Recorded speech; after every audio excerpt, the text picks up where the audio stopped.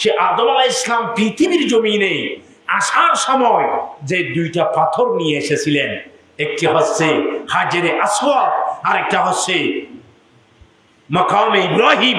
এই দুইটি পাথরকে একটি হাজরে আসওয়াদ হিসেবে রাখলেন, আর একটি এটা মাকাম ইব্রাহিম, যেটার উপর দাঁড়িয়ে ইব্রাহিম আলাইহিস সালাম খানায়ে কাবা নির্মাণ করেছিলেন। ইব্রাহিম আলাইহিস সালামকে যখন উঁচু হতো এটা আপনি পাথরের উপরের দিকে উঠে যেত, যখন নামতে হতো সেই পাথর মাকাম ইব্রাহিম নিচের দিকে নেমে যেত। বলুন সুবহানাল্লাহ। এই দুটি পাথর আদম আলাইহিস সালাম পৃথিবীর জমিনে আসার সময় নিয়ে এসেছিলেন। পৃথিবীর সর্বপ্রথম পাহাড় জবলে আবু কুবাইস, জবলে আবু কুবাইসের মধ্যে এই দুইটা পাথর ছিল।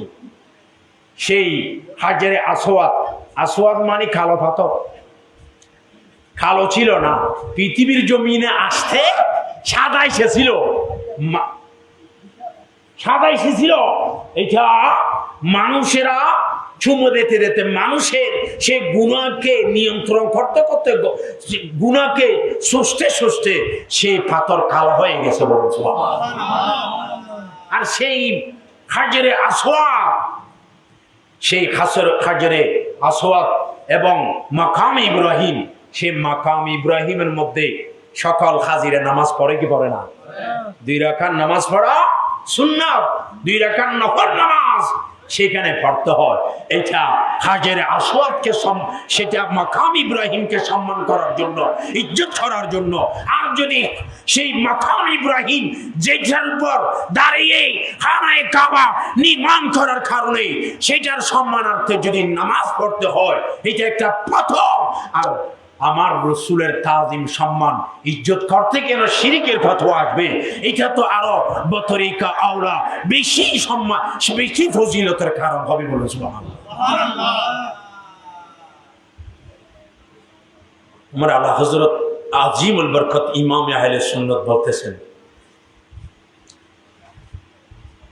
মিট গয়া মিটতে হ্যায় মিট जाएंगे आदात रे। सुभान अल्लाह। ना मिटा है ना मिटेगा कभी चर्चा तेरा। सुभान अल्लाह। আমার রাসূলের দুশমন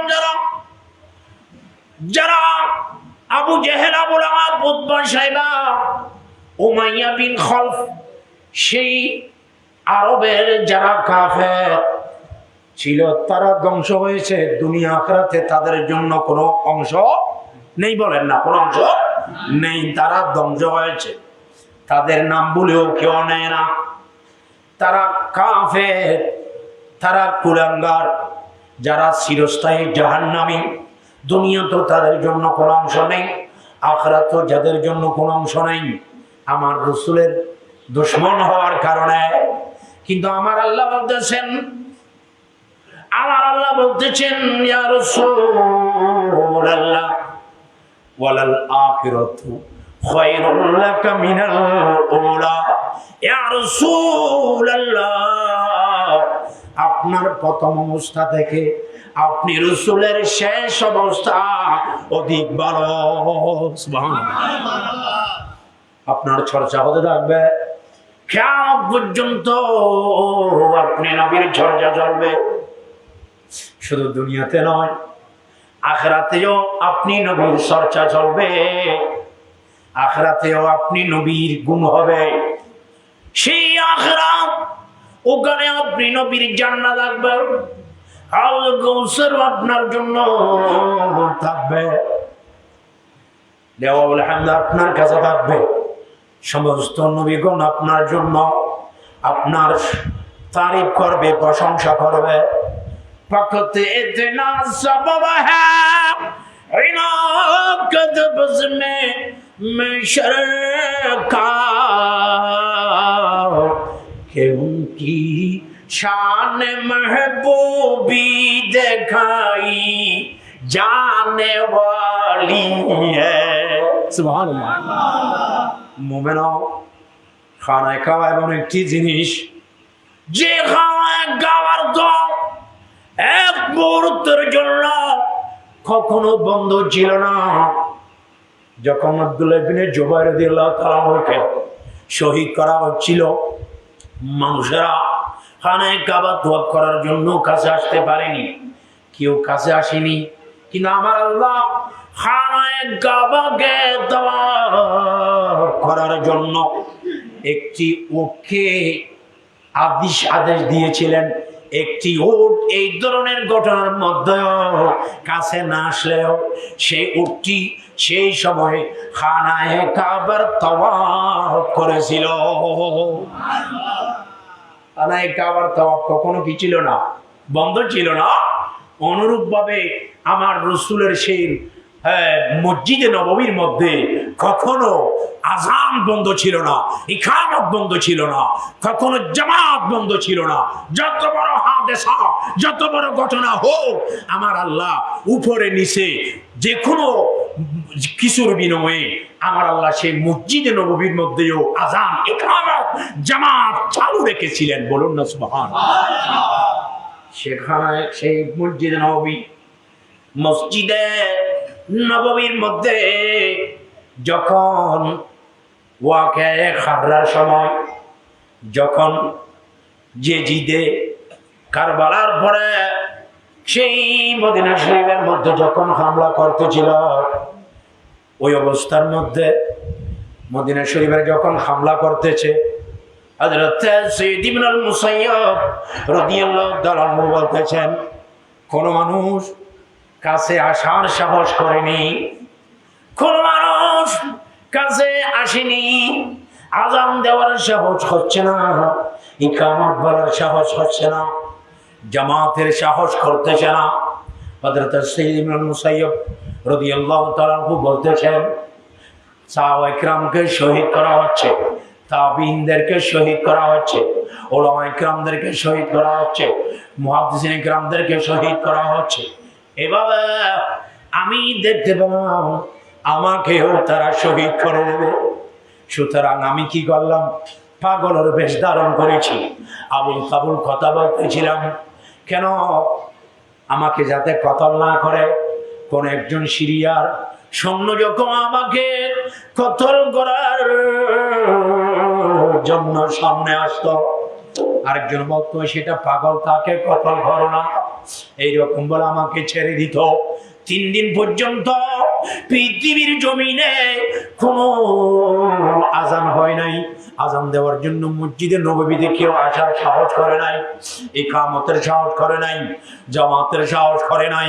কিন্তু আমি সাইয়্যিদ ইবনে আল-মুসাইয়্যিব, বিশিষ্ট একজন তাবী, উনি বলতেছেন আমি 3 দিন পর্যন্ত আল্লাহর প্যারা রাসূল সাল্লাল্লাহু তাআলা আলাইহি ওয়াসাল্লামের রওজার ভিতর থেকে আযানের শব্দ শুনতে পেয়েছি।